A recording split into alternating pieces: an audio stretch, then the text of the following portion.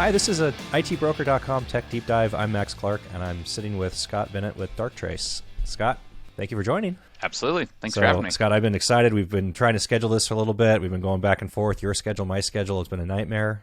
So very happy that we're here today. Yeah, absolutely. I know this time of year can get crazy in Darktrace land, so appreciate you being flexible. Scott, let's just start at the beginning. Let's start at the beginning and work our way through. What is Darktrace, and what do you do? We are a autonomous detection and response platform that's powered by our proprietary artificial intelligence and machine learning technology. And I know those two words are things that get thrown around a lot these days, but I think as we kind of learn as we get in, we've been taking the AI approach since the company's inception in 2012. So we cover the entire digital estate, email, network, cloud, endpoint, OT environments as well. So it's definitely a little bit different than kind of some more traditional security providers. I've really enjoyed working here, coming up on 2 years now, running the channel here in the United States. Yeah, definitely happy to dive in and educate everyone a little bit more. I think we're headquartered in London, so kind of coming over to the States specifically, within the channel, trying to get our name out there to, obviously partners like yourself, more customers in the United States. That's been kind of my go-to mission here the past 2 years. I'm going to try to not spend all my time talking about Formula One and Darktrace, but we'll get to that at some point. So, okay, autonomous detection and response platform powered by AI, which means nothing. I won't pick on you too much for that, but machine learning. Okay, great.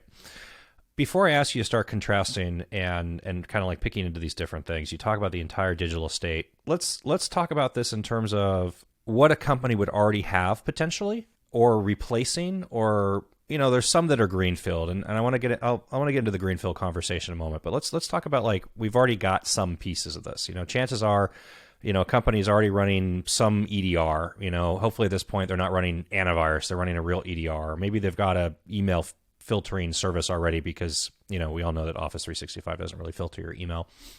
So what does Darktrace do for them that they can't already do themselves, or what can they do better with Darktrace? Yeah, great question. So I would say the typical use case is that we are working with a customer that either has a small IT team that is scaling, is growing, and they need a solution that's going to keep up with that.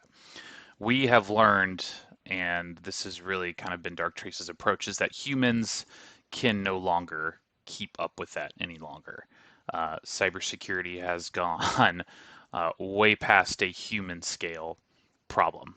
And there are many malicious attackers and threats that are actually powered by AI. So our team built a solution fully 100% from scratch that says, hey, we're going to fight fire with fire. I think I heard a famous phrase one time. It's like, if you want to hunt wolves, you need wolves. So we've developed a solution that can not only keep up with that, but that can proactively mitigate threats that no one's ever seen before. And that's really been proven out through our proof of value process that we do for every single new customer, to show them, like, hey, this is how we are different, but this is also how it can play with other existing tools within your security infrastructure. So I think the biggest thing for us, and there's a lot of these on our website around blog posts around, the new threat of the week, right? And we can find those because we aren't looking for predefined rules and signatures. We are not looking at historical attack data. We are looking at brand new data, and we're looking at what is normal and what isn't normal. So it's definitely a little bit different, because I think we're traditionally compared against your XDR or your MDR, right? Your managed detection and response. Well, while we are detection and response, we're not relying on a, no offense to all the humans, but we're not relying on humans. And rather, we are relying on a proprietary technology that can respond, detect, and mitigate threats, respond, and mitigate, sorry, I had that backwards, threats within seconds and not minutes. So we can plug and play with anything in the environment. I wouldn't say there's an area where we say, hey, rip this out and put us in. You brought up email as a good point. I would say that is probably the one area that maybe at first we will get paired with some type of traditional email gateway, and then maybe a year down the road, we've shown like, hey, over the past 12 months, your gateway has missed about 15,000 emails within your organization. And so I will often hear the sales team say like, yeah, they had this solution for 6 to 12 months, but it wasn't working to their satisfaction. So they just use Darktrace for email now. I'm going to do this backwards because I'm curious about this. What is the customer's obligation expectation versus Darktrace? And what I mean by that is, a lot of MDR services will say, hey, we'll raise and we'll flag events to you, but you have to go out and you have to remediate. You have to do the incident response on those events. And some places say we will do the incident response, and really what they mean is that they're going to do like quarantine. We're gonna disconnect a device from your network so that way it can't do more bad things until you can investigate it. So, before we get into like tools and tool differentials, I really kind of want to understand how you interact with your customers and what the customer responsibility is and what Darktrace does and how you end up working together. So it's a great question. And there are a couple different ways that we can go about it.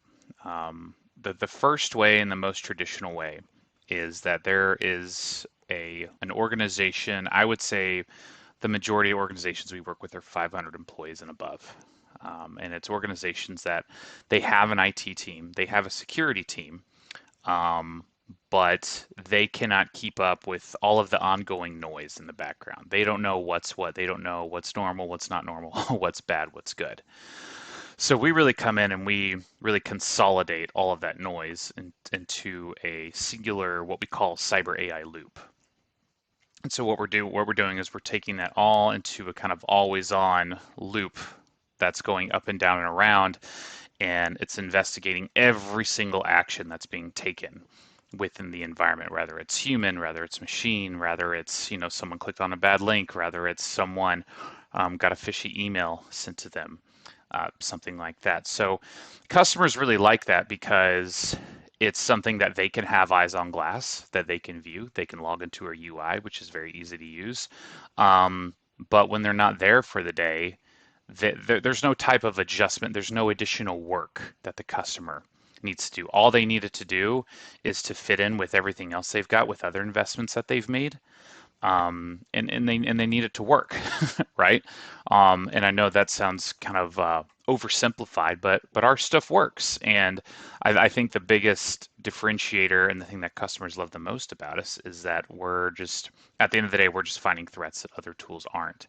And we don't like to go to market with that. That's kind of what we use our proof of value process for. But I think the customer really enjoys that because there's no additional work that they need to put into on their end. It's truly a plug and play that is backed by our SOC team and a couple of other additional services that they can throw on top of the actual solution. So are they doing the IR, or is Darktrace doing part of the IR? I mean, if you're talking to a CIO or a CISO and they say, hey, if we get an alert at 2:00 in the morning, I just want that thing removed from our network, and then we'll deal with it tomorrow, but I don't want to think about it. I don't want to have to look at my email or have a PagerDuty event or things like that. So the AI is doing all of that. It's doing the detection, the response, the triage, maybe there's a situation where we have to just log someone out and reset credentials and we quarantine that machine. But on top of that, on the back end, we have our SOC that's looking into this and that's saying like, we're getting an alert, not one that says like, hey, you better go look at this. Rather, it says, hey, we detected, respond to this and triaged and quarantined this machine. So our SOC goes in and looks, and it's just like, oh, okay, like, that was actually normal. That's something that, we learned during the proof of value process. Okay, we're going to release this machine back. This was like, Janice just doing work at like a random hour, right? But if it is a situation where like, okay, we have never seen this before, we're going to take full action. We're going to, reach out to the customer and say, hey, our AI detected and responded this and found it. This is not deemed as normal at all. We don't believe this is normal at all. Let's get on a call as quick as we can. That type of situation. So the AI is kind of the maybe like the star player of the of a situation like that, and then our SOC team on the back end is doing more of the investigation um, and communication with the customer after the incident. The fear for executives with that, and the reason why I bring this up is, and I mean, real world examples that I've had with clients is, the person that was on call just decided not to deal with anything, and they put their cell phone in the freezer because for whatever reason it just made sense for them to put their cell phone in the freezer and ignore it for 24 hours. And there's all these components that break down into process with people, and if your process or your people break down, is your organization at risk or not? Or other horror stories I think of, Target. Target had a really well known exploit, with software running on all their point of sales terminals and lots of credit cards compromised. And that threat vector, came from one of their subcontractors. Okay, a small organization that had access to their network, but they had a service in place that saw this stuff and was alerting, Target's teams that were just like ignoring it. They were just ignoring the email. And I'm very curious about, how you augment that process and people and actually, give that, executive peace of mind of, look, we're going to help ensure that there isn't a process or people breakdown here, and you're not going to find yourself on the front page of a newspaper come Monday. Exactly. And I think that's a perfect example. We're not trying to replace the humans, right? I think a lot of these, when AI, machine learning all get tossed around a lot, I see on Twitter all the time, um, you know, Boston Robotics, I think is like it's like, oh, are the robots coming for my job? That's not what we're trying to do. We're trying to make the humans' jobs easier. We're trying to put less responsibility and we're trying to put less pressure on the humans. And we're not just saying like, oh, beep, beep, alert, like better go check it out. We're just like, oh, hey, no, we saw this and we responded to it in less than a second. That's what we're doing. And then we're reaching out. We're taking care of the problem with our technology. Then we're reaching out and getting more of the human component involved. So, um, and I think that really ties back into really, really well with our POV process, because a big part about AI machine learning is it takes a little time to learn, right? So for that first 30 days, that's free. We are taking that time to learn the customer's environment. So when it comes time to, to put pen to paper, we're ready to rock. We're ready to roll. We've learned their environment. We know exactly what types of integrations that they have. We know where their weak spots are. I have lots of thoughts on this, but I'll get too sidetracked here. Alert fatigue is a real thing. I mean, 20 some odd years ago, I was at a .com and we installed Snort, and I don't think we had that thing running for an hour before we disabled the email notifications because it was a joke. I mean, it was basically every single packet matched some pattern that was, and I ask, when we go from a CIO or CTO down to the actual teams, it's like, are you running some tool? Okay, let's see your folder and your email where you're filtering all these alerts into this thing, because it's not even that you don't want to deal with it. It's just that you just don't have the capacity of dealing with this. You can't take somebody who has, already probably 14 hours a day worth of work to do and then say, okay, we're going to give you 2,000 alerts on top of that for security to look at. So, you mentioned, typically 500 and above. Is that a a threshold in terms of revenue that you're trying to achieve, or is this that at that size, companies have tried to do this themselves and have realized that they're painted into a corner and they just can't keep up with it, and so it just became like this natural fit of, now you're mature enough that you need a cyber program, but you also understand that you can't implement a cyber program yourself anymore because you just don't have the staff and the resources to do it. Yeah, I would say that 500 number just comes from more, I would just say it comes more from typically below that size. We're not the most expensive tool in the world, but we're definitely we're definitely not the cheapest. We often find that organizations below that size have just a very, very, very small, tiny IT team. Maybe one security person. That being said, there absolutely are exceptions. There's a Christmas tree farm in Oregon that's a Darktrace customer, because they got hacked, which is another story in itself. But typically we're seeing at that size that more of that traditional, maybe more of that traditional MDR approach is good, where they say like, hey, I don't want to see it, I don't want to touch it, I don't want to smell it. You go do absolutely everything for me, and that's completely fine. We don't try to be fits for every single person every single time.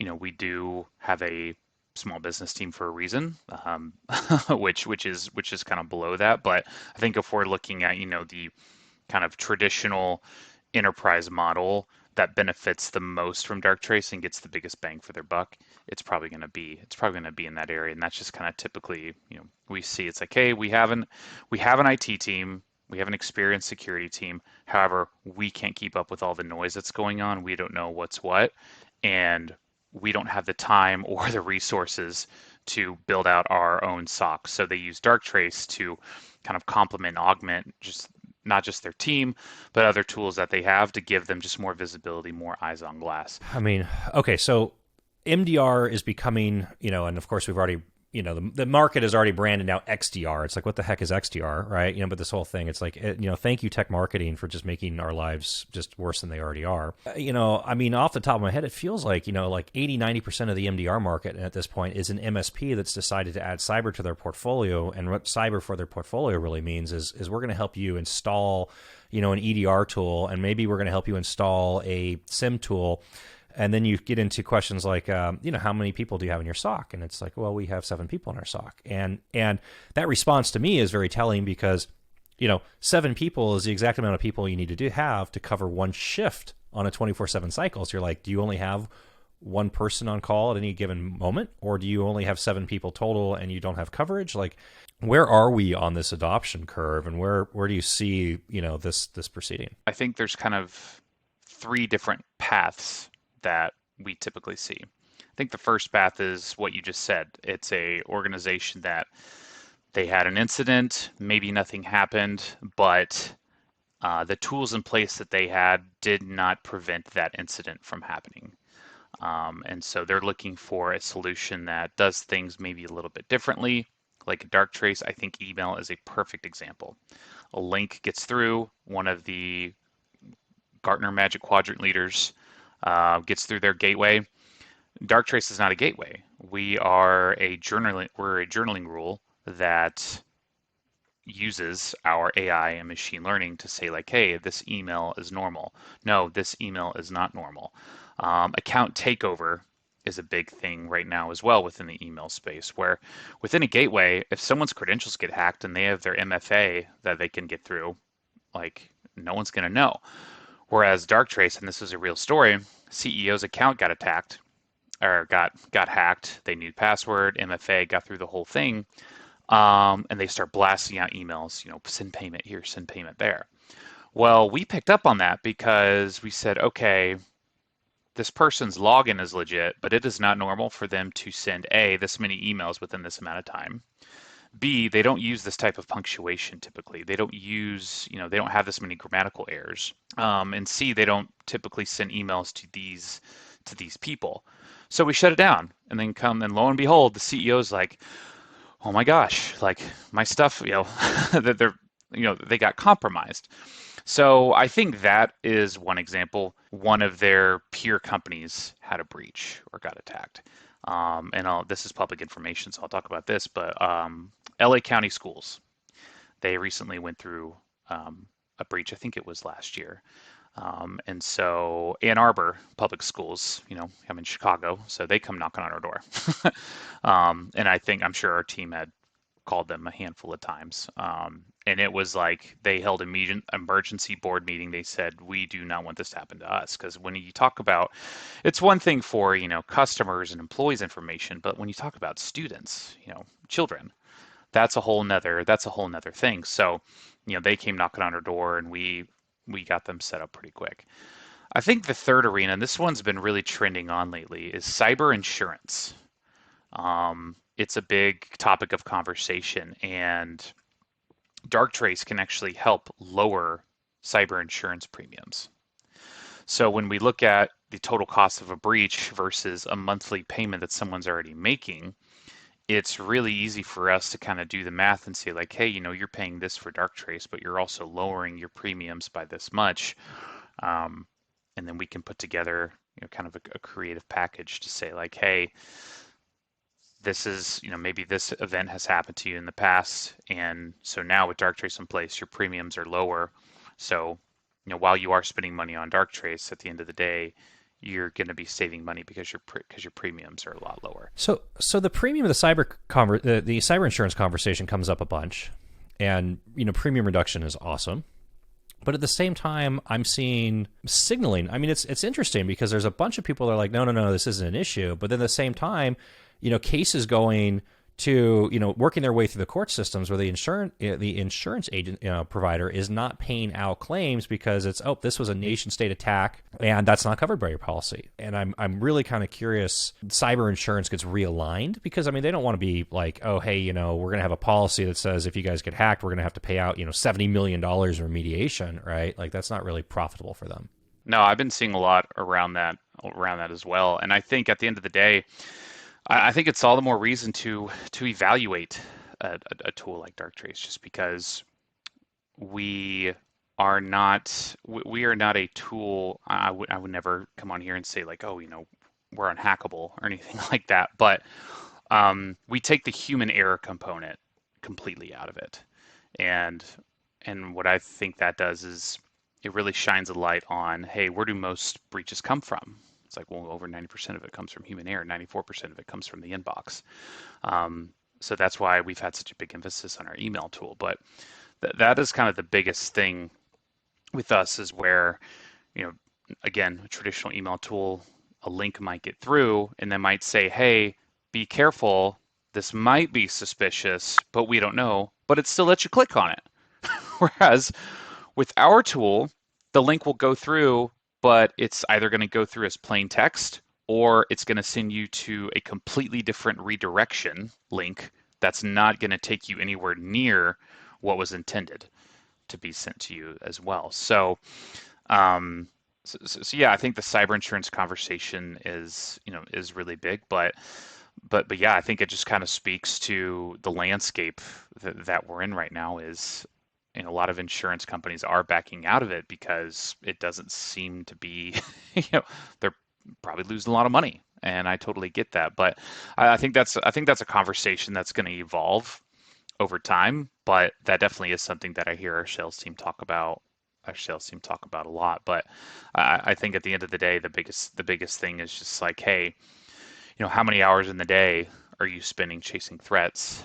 How many hours in the day are you spending, managing all these existing tools? What if we could put all of this into a singular pane of glass, and we could give you kind of a what we call our cyber AI analyst, which is kind of, I wish we would give it a name. That would be really cool. I think we should name this analyst. What was the acronym I just came up with? It's like DIRC, right? You want to be like Darktrace, Artificial Intelligence Response Coordinator or something, right? And give that to your marketing team and give me credit for it. So TM Max Clark. There is an infinite amount of tooling available in cybersecurity. And part of the problem that I have with cybersecurity becomes, like at some point there was the maturity model that came out of like, where are you on the maturity model? And then it's like, okay, great. So, if you go and you talk to a company, they're like, we think out of a scale of 1 to 5, we want to be like a 2 and 2.2. What does that mean? Nobody knows what that actually means in terms of like actually implementing tooling.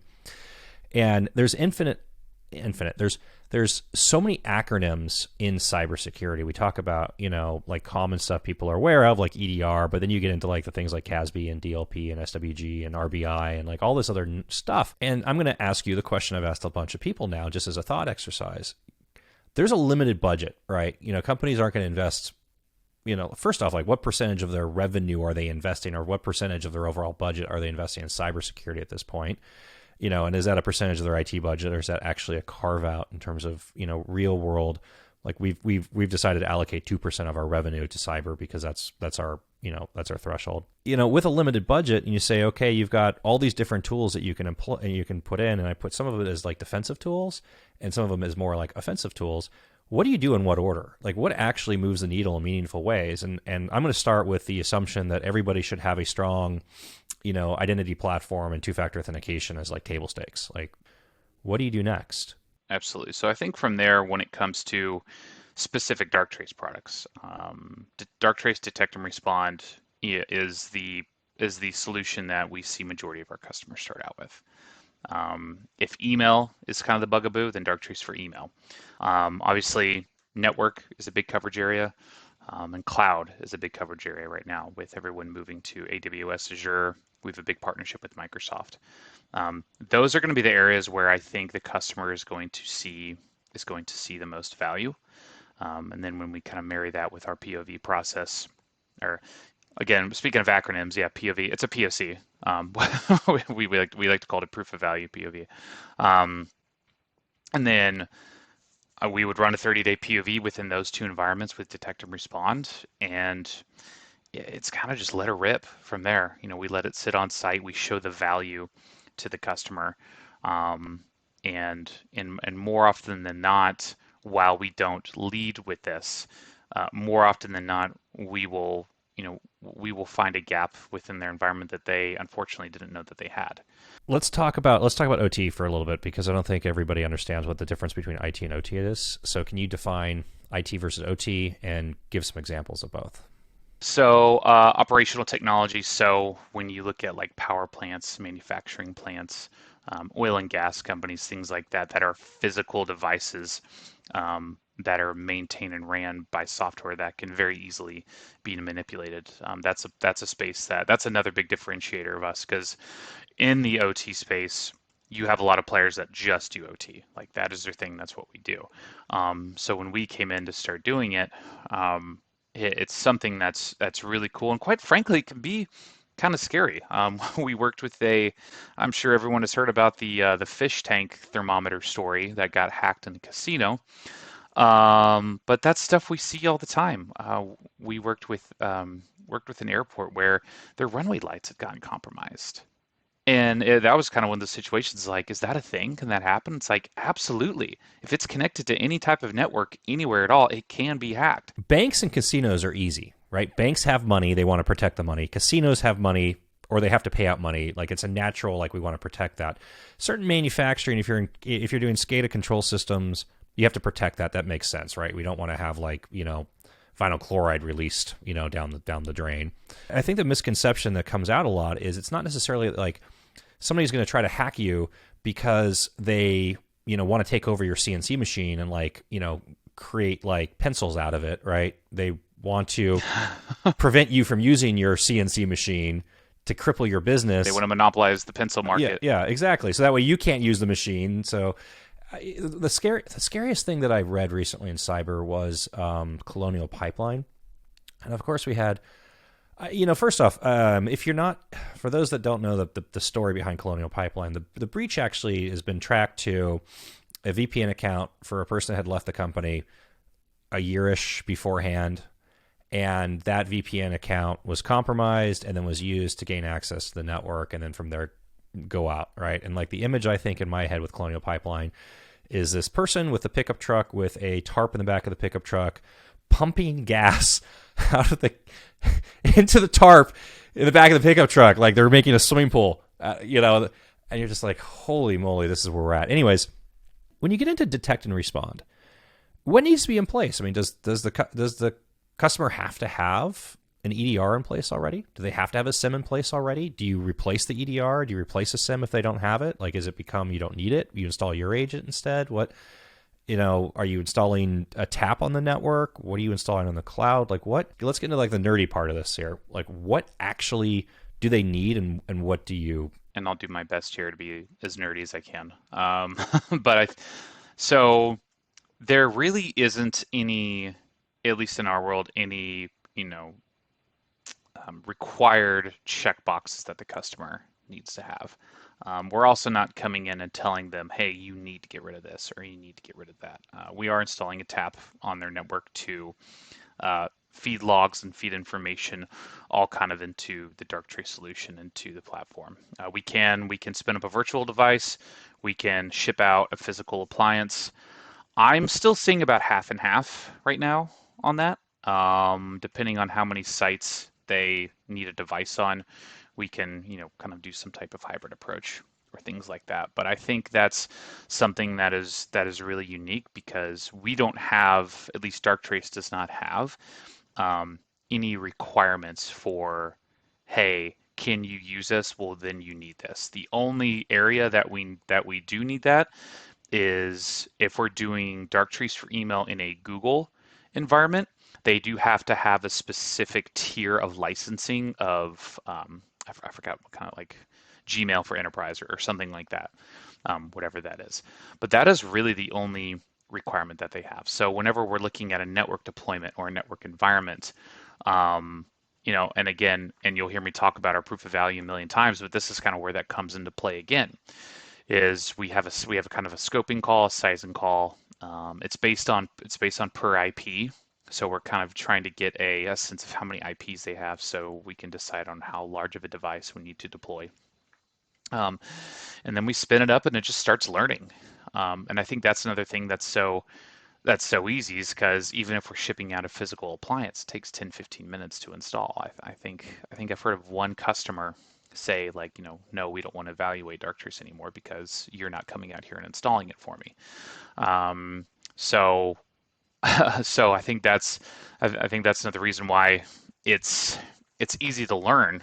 Do you have an EDR, or you just they have to have a CrowdStrike or Sentinel or Carbon or NetWitness or what's the list? Defender in place. Because if there's no without an EDR on a PC or on a Mac or whatever it is, that's a lot of visibility. It's like everything becomes visibility, right? Like, okay, we're on the network, so we can see network stuff flowing back and through, but you don't see what's going on the actual device. I guess what I'm asking you is, like, let me just be blunt about it, right? Like, if they don't have an EDR running on a PC, is that like shooting yourself in the foot where you're just missing a bunch of stuff that you really need to have in order to, get value out of this? We do have an EDR product. It's just called Darktrace for Endpoint. We do more often than not see most customers have something in place already, like a CrowdStrike Falcon or like Carbon Black or Sophos or something of that nature. But we do have an endpoint product that can either be layered on top of that, or it can be something that can sometimes be used as a standalone EDR product. So it really just kind of depends on the situation. Our EDR product is brand new to the market space, so it's very rare that I see an EDR only deployment where we are not layering on top of a CrowdStrike or something like that. And we have big partnerships with these companies as well.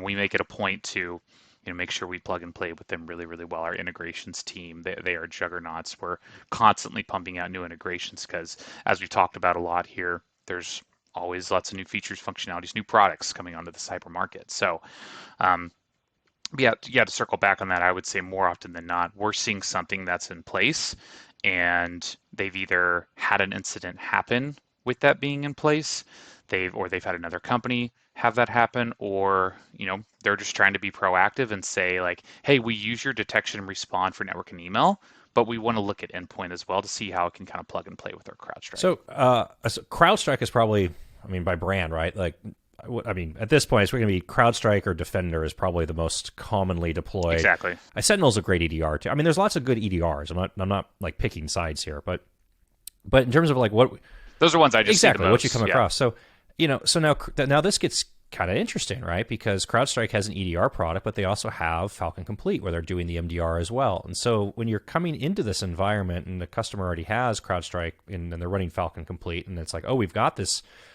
full-blown MDR incident response service already running on top of CrowdStrike. What is the this value trigger that it's like, oh, we're gonna keep CrowdStrike for the EDR, but we're gonna get rid of the MDR service and we're gonna switch over to Darktrace because CrowdStrike doesn't do fill in the blank. Like what is that conversation? Typically we're seeing those conversations with. Typically we're seeing those types of conversations around a situation of where CrowdStrike is. I'm trying to figure out how to. Yeah, I don't want to pigeonhole this. We can take CrowdStrike out of the name, right? But the point is like there's always this kind of conversation around like, are you a really good MDR, EDR within an MDR on top of it, and how good is your MDR? And are people buying your MDR just because they're already buying your EDR because they know your name, and do they get value out of that? But now you've got this MDR service that doesn't give you email, that doesn't give you your network, that doesn't give you your cloud, right? Like, is that valuable for you? And Is that the trigger?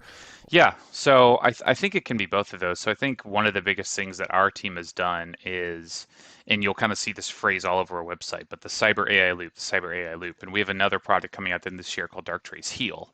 So now we can prevent, detect, respond, heal, and it's going to kind of do the whole loop-to-loop. But that's maybe a conversation for another day when that comes out. But yeah, we're typically seeing consolidation of vendors, or we're typically seeing a conversation where, you know, again, CrowdStrike is much more the traditional approach to MDR and cybersecurity, predefined rules and signatures, historical attack data. And since our technology is proprietary in the way it works within our environment, we're just going to see things in a completely different light.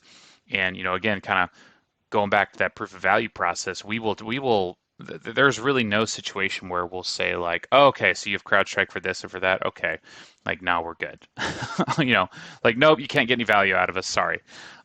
So I think that's always a situation where we can really create a bespoke solution for a customer that's in that particular situation. And we do see that a lot, where they say like, well, I already have this, this, and this. Like, why would I need Darktrace? And then we have a conversation with them. We deploy the POV, and they're like, okay, like I get it now. But I think the biggest thing is kind of a single pane of glass, bringing everything into one singular AI brain, so to speak. That is true AI. That is detecting, responding to threats, truly within seconds. So it's always, it's not always that easy.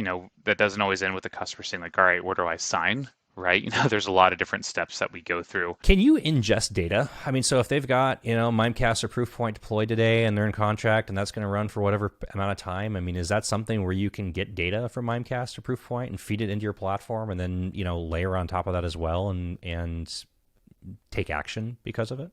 Absolutely. And that's a really good example too, because within our email platform, we can show, to the minute how many emails that gateway is missing.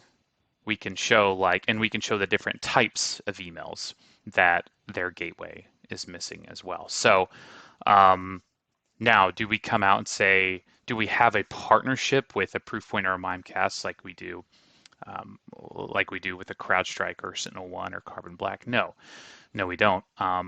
But yeah, that absolutely is a case where we can ingest that data and again bring it into kind of that AI brain that's going to show them like, hey, this is missing this missed this link, this missed that link, and we can put it all in up to the second data within our email console as well. MDR and EDR is somewhat of a reactionary, it's a defensive, let's call it a defensive or reactionary methodology, right? Like, why not just go to, more like proactive offensive, things where it's like, okay, we're gonna deploy, we're gonna go full SASE and deploy a secure web gateway with threat intelligence, with remote browser inspection. I'm spelling out the words instead of saying SWG and RBI and all these things, right? With CASB and DLP, and we're going to have all this stuff because, hey, guess what? We need to have remote access anyways for our users, so we can just get a SASE tool, and that SASE tool is DLP and threat intelligence and remote browser inspection, and we can just wrap it all up and have zero trust, and we can do ZTNA on top of it, word soup, right? And and take this approach more from like an offensive side, where it's like, oh yeah, like all of our traffic from a device flows through this gateway that's got threat intel with remote browser inspection built into it to see what this payload is trying to do and block it that way. Like, if you're going to say, okay, choose between the two, and you've got budget for only one, why one versus the other? Yeah, I think we live in a security landscape right now where, I hate using this phrase, and my father-in-law, when I told him the name of my company one time, he's like, wow, that sounds ominous. And then he said, it's not if, it's when. And we were just cracking up at the dinner table. But it is true. Like, compromise will happen. I mean, I read every single day about teenagers overseas that hack into Verizon just because they feel like it. You know, yeah. So, hey, T-Mobile Weeks are here. But and that's really kind of the approach that we've taken. We've accepted the fact that compromise will happen. It's a matter of, okay, are you going to station everyone? Are you going to station a bunch of knights outside of the castle? Well, no, we put a bunch of big dragons inside the castle to where if you ever get in, you're not getting anywhere. Um, that being said, I do see a lot of I do see a lot of potential in kind of that preventative space. We just launched Darktrace Prevent, so What is Darktrace Prevent? And please don't tell me that you're scanning the dark web for, like whatever, like names and stuff there, because I'll yell at you. But there's a couple different tools that we're using. We have attack surface management, where ultimately we're looking at every single scope of a company's brand from the outside looking in and saying like, hey, you know, this is an area, this is a hole you could plug, this is a hole you could plug. We're seeing this on your network as a potential, as a potential weak spot within your network or just within like your brand as a whole. We like to call it brand protection too. There absolutely is a dark web component of it and stuff like that. But the biggest area it's called prevent end to end. And that is both internal and external. So what it's doing is when you do like a phishing test for your company, or you have a certain amount of employees that have, maybe clicked on some bad links. Nothing happened, but I think a perfect use case for that is like, hey, you're using Darktrace for email. A bad link got sent. We sent a new one to redirect them. The employee clicked on it. Maybe that's a good employee to start some user awareness training on and stuff like that as well. So it kind of takes it's a tool that's meant to help with preventative measures, both from on the outside of a company's infrastructure and from the inside. so I associate what I'm hearing from you as part of this being vulnerability scanning penetration testing mixed with some additional layer, basically, is kind of, how my brain. It is continuous AI pen testing within a company's environment. That is correct. And then on the end-to-end product, that's more of internal, like, hey, employees on the inside, what could they be doing better to help make sure that they are, again, not clicking on that link or not downloading that file or something along those lines as well. To SIM or not to SIM? There was this big thing for a long time of, when I say a big thing for a long time, it's like the SIM becomes like, oh, you've got all these platforms, you have to feed all these platforms into your SIM. And, if you want to use this MDR service, you have to use their SIM. Or if you have fill in now Sentinel, right? Or the MDR will integrate with Microsoft Sentinel and use Microsoft Sentinel as the SIM. I haven't heard you talk about SIM at all within this. Do they need a SIM? Or can the SIM go bye-bye, with Darktrace rolled out? We never say, hey, get rid of anything. But I do I definitely do see customers and opportunities that we are working where the customer does no longer has one. I think this kind of compares well to like our CrowdStrike partnership, right? We have a big integration, big partnership with Splunk. I kind of hear part of this of like, do no harm. Of course, you don't want to have an initial interaction with a customer and be like, oh, throw out all the stuff that you bought because you don't need it. Maybe you should have it. Get rid of it. It's all junk. You bought all junk. Now get rid of the junk, and it's junk, but it's okay. Get rid of it. Maybe that should be new tagline. Throw out your junk. But then so the thing is, if the SIM is there because it's collecting, information that has integrations, like, why not just go attack those integrations directly and say, okay, obviously we need to get, data from AWS and Azure, in CloudWatch or CloudTrails or whatever your integration point is with those. We should actually talk about that next. Like why feed data to a SIM and not just to Darktrace directly? It's like, it feels like if it's going to the SIM and then going to you versus just saying, okay, great, shovel this data this way now directly to us and we can do something with it. Yeah, I think that's a great point, and that's definitely something we're seeing more of right now. I think especially as companies are looking for ways to, and obviously I'm biased. I work in cybersecurity. I'm never gonna advocate for cutting costs in cybersecurity, but I think we do have a lot of customers that once they kind of go through that proof of value process and they're thinking about getting rid of their SIM or whatever they have in place, we are often just seeing situations where that does happen. And to your point, it's kind of maybe it's like why have a middleman? Why not go directly to the source right? And give the team one less thing to have to manage and keep track of as well, especially for smaller IT teams. So yeah, that's definitely something that's really interesting. Just kind of just previously, I worked for Masergy previously, and there were absolutely a lot of conversations where we would come in trying to sell, our MSP and SOC services and stuff like that, and a customer is like, "Well, I have a SIM. Do I get rid of it?" And we're like, "No, no, no, no, no. Like, like keep it, keep it, keep it." We're not saying that, but and again, we never advocate coming and saying, to your point earlier, hey, get rid of all your junk. But it has definitely been a conversation that I've been seeing more often just amongst our partners in our sales team. There is so much money going into roll-ups for MDRs right now. I mean, it's incredible how many of these companies and they're and a lot of money. All of a sudden, it's like, oh, we're a 300-person operation, overnight, basically. That's a lot of investment.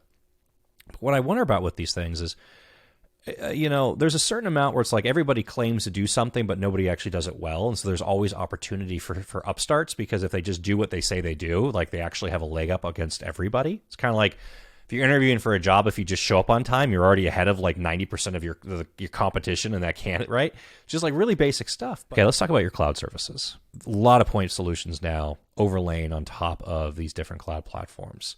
I think the biggest goal out of it is just with the mass adoption of AWS and Azure, we're trying just to provide customers as much plug and play visibility into that as possible. We're really kind of taking our technology that we've used for our detection and response tool for so long. We're just looking for abnormalities within any of those environments. We're looking for we're looking for users that again, just maybe they're doing things that they shouldn't be doing, cloud accounts being compromised or anything like that. And it's not just for it's not just for AWS and Azure, but we can plug and play within Salesforce, within Office 365, within a lot of these other cloud applications or cloud environments as well. So it's really just kind of taking everything that we've done for the network that we've done well for so long, and our cloud product's been around for for a hot minute. I mean, again, still pretty young company, 8, 9 years old. But that is probably, when it comes to a solution that a brand new Darktrace customer uses right off the bat, that is definitely a tool that I'm seeing more and more of, especially when a new partner comes in. So I'm hearing that from you. So now when we go and we start talking about the hyperscale clouds, right? So the AWS, let's just use AWS, but we'll use it interchangeably for all of it. So we'll say cloud. So the public cloud. So that would then apply as well, where you start talking about identity and configuration management of, do we have public are you getting to that level of granularity of like, do we have S3 buckets that are being created that are public to the world? Or is this, hey, there's an IAM policy that's been created, alert, like a user was created that has these permissions, and is that okay or not, or this looks strange? Or definitely the latter. It's definitely taking that same approach to just like the network or the inbox, and we're saying, hey, this is normal, this is not normal, type of an approach. So yeah, it's if it is connected to the network, if we had a customer ask us one time, I'm not on customer calls that often, admittedly, but I was on this. Maybe I should get on more because I kind of learned something from this. But there was a customer saying like, "Hey, what if someone comes in and and they're uninstalling switches that are on our environment? That's a physical device. Do you see that? Anything?" Yeah, it was like a really weird example, but I was like, I was like, that's weird. Like, and our engineer was just like, if anything that Darktrace is currently overseeing, if anything, whether it's cloud or on-prem, if it is being connected or disconnected from the environment, or if any type of activity is happening within that cloud account as well, we are seeing it. And we are applying that rule of, is this normal or not normal, kind of to that as well. So when you talk about, hey, creating S3 buckets within AWS, then yes, that is absolutely something that we're seeing. What you just said there is a real problem, though, in security of things not being deployed. Companies signing contracts for tools, and then the tool never actually getting deployed fully and being used. And So let's sidetrack. Let's talk about process, right? So, company comes to you, right? Let's just assume that they're being proactive and not reactive, but they come to you, and they have a phone call and maybe a demo and go through your fancy slide deck, which we didn't do yet, and say, okay, like we're going to go through this. So they go through a POV process. So, walk me through, like I mean, we don't have to talk about like contract negotiations, obviously, like they hit the POV, they say, great, they sign the contract and they go to deploy. But like how does this actually roll out? What are the teams, like what's the engagement between Darktrace and the company? What does a customer actually have to expect and bring to the table? Like how quickly can this all happen? What's normal? Like how does this, what's real world here? Typically, how I see it is we're working with a partner that says, hey, I have a customer that has need ABC, XYZ. Can we hop on a call, have the conversation about them? And then on that second call from there, we have like a scoping call, just kind of figuring out, hey, how big is your environment? It's 30 minutes long, figuring out like, all right, if we're going to move forward with the POV, how big of a device do we need? What type of a deployment are we looking at? Are we looking at network email endpoint? Are we doing everything? Are we doing one thing? And that just kind of determines who and what resources we're going to have involved in that. After that, we ship out the device. Takes about a week to 10 days, to kind of depending on where it comes from. Device takes 10 to 15 minutes to install, and then over the next 30 days, we have four to five calls where we're going over what are called threat intelligence reports. And on those reports, we're saying, typically the first, I would say 7 to 10 days, it's just learning, right? There's a lot of noise, which our team manages. We're kind of filtering out all of the again, the what's normal, the what's not normal. And then by week 2, we're finally getting like a real glimpse of, what is exactly is happening. So our team is going over those threat intelligence reports of saying like, hey, we picked up this from this tool. We picked up this miss from your email gateway, or hey, we detected this gap within your cloud environment, or something along those lines. And then typically when it comes to the end of the period, the device is fully installed, it's fully learned, and then the customer kind of decides like, hey, this is something we want to move forward with or not. There's no, and I know people have a hard time believing this, but there's no financial commitment or contractual commitment at all from the customer. And I thought that was normal until I heard about other providers saying like, well, we need you to sign it, but if you don't like the POC, you can opt out of it. There's nothing like that, which, I can kind of hear like, well, that's too good to be true. It's like, no, that's like how we run it. It costs us $15,000 to $20,000 to run a POC. That's what it is. I would say commitment from the customer, maybe 4 hours over the course of a month total. If the customer has gone through and selected that they want to do detect and respond for their network and for their endpoints and for their email and for their cloud, that's all being integrated as part of the POV. So there's no additional integration at the end of the POV that takes place. Like they're already in a live state at that point. Yeah, and we will see sometimes like, maybe they want to evaluate those four things from the get-go, but to start, they only want to contractually move forward with network and email. What do you think happens with cyber now? I mean, it's beginning of 23, next 2 to 3 years of cyber coming down the pipeline. I mean, stats for dwell time were phenomenally huge a few years ago, over 200 days. Now they're been compressed down to almost immediate launches of attacks.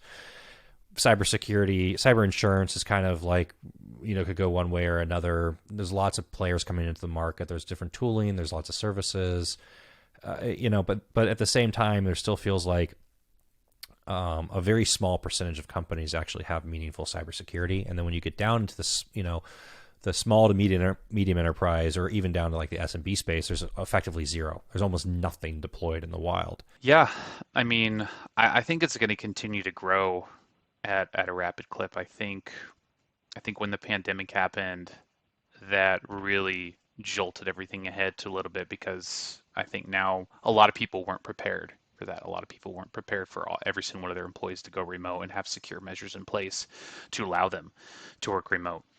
But as much as that jolted it forward, I'm still shocked, to your point, how many companies still just don't have it, and they're just waiting on they're just waiting on an event, or they're leaning back on the cyber insurance safety net, so to speak. I actually heard about a board meeting that happened in evaluating Darktrace, and someone voted against it because they said, "Well, we have cyber insurance. We don't need Darktrace. If we get hacked, we'll just get paid out." Um, and like that approach to me is just like still so baffling. And maybe it's a generational thing. I don't know. But I think as we kind of continue to, I think as this kind of new generation starts to take these leadership roles in security, I think while security is still very understaffed, I think it gets better in the next 12 to 24 months. I think a career in cybersecurity, no matter which direction you go, is an amazing career. I have learned so much, and I'm by no means anyone that's technical. But I think it's an industry that's going to continue to grow. But I still think we could be sitting here in 24 months, and there's still going to be a lot of big corporations that are still not taking it seriously. And I think hackers continue to evolve and continue to use more artificial intelligence in their hacks and their breaches. And I think we're going to continue to see stories, unfortunately, of companies getting attacked. And but I do think it gets better. I thought for a long time that cyber insurance or government regulation was going to push the needle for cybersecurity adoption. I really did believe this for a long time, that we would see it coming from. I've seen the most uptake by supply chain mandates. In order to do business with us as a vendor, you have to adhere to these standards. I think actually that has moved the needle forward in certain industries more than anything else, because it was required. If you want our money and you want to make money and you want to do business with us, you have to do these things. Now, some of this becomes check the box exercises, but if you go from zero to like you've checked a bunch of boxes, you're in a much better place just to begin with. I don't want to end this on a down note, so I would say, Scott, what have we not talked about that I should know? I think right now, when it comes to everyone's looking for something a little bit different in the security space, I would just say our stuff is really cool. It's really unique, and I'm not going to sit here and say I'm the biggest, most seasoned vet in the space, but I think just kind of from like what I've seen, and you actually made a good point on kind of the logistics industry right now is really big for us. How much of that is that they're looking for something different, and how much of that is what they currently have and what they are promised didn't actually work? And now there's a certain degree of, distrust that comes out of this. I think it's a combination of all of that, but I'm also seeing, and maybe we can end on an up note, but I'm seeing more now than ever, and I don't think it's still enough. Companies are starting to get a little bit more budget for security. Not necessarily more headcount, a lot of budget, but I think what we're seeing a lot lately is like, hey, you know, this event maybe happened to one of our peer companies, or hey, we just got a new CISO and we've never had a CISO before, and now we have this budget. We've heard good things about Darktrace, but have never been able to purchase it in the past. So now we want to take a look at it more. I think that's a space I think that's something that will continue to grow. That is kind of, I think, the environment, the space we're playing in. It's exciting. I'm never bored, but yeah, unfortunately, it's a lot of those situations that we currently. Years ago, I started riding motorcycles. I don't anymore because of children. A friend of mine told me it's not if, it's when. It's not if you have an accident, it's when you have an accident and how bad it's going to be. It was basically, the layout. Like there's two types of people on motorcycles: the ones that have been in a crash and the ones that haven't been in the crash yet. And I think about that language and that conversation a lot with cybersecurity for companies. It's not if, it's when, and just how bad. Bad very quickly can turn into like out of business events. I don't know what, like I said, I don't know what like really drives us forward aggressively, and becomes a norm. I hope we hear better stories this year. I hope 23 is the year that we hear better stories in cybersecurity. Same here. Yeah, it's an ever evolving industry. They're always changing. I mean, I've only been at Darktrace a couple of years, and just our approach on how we talk to organizations and talk about our solutions, it's different. It's going to be different every year because it's something that's always evolving and changing. And yeah, I think I agree with you in the sense of there's going to how much is enough, and there's going to be a lot of, I think, a lot of scar tissue. Yep. Scott, thank you very much for the time. Thanks. Yeah, Thank you this very was much. fun. Have a great day, and look forward to talking soon.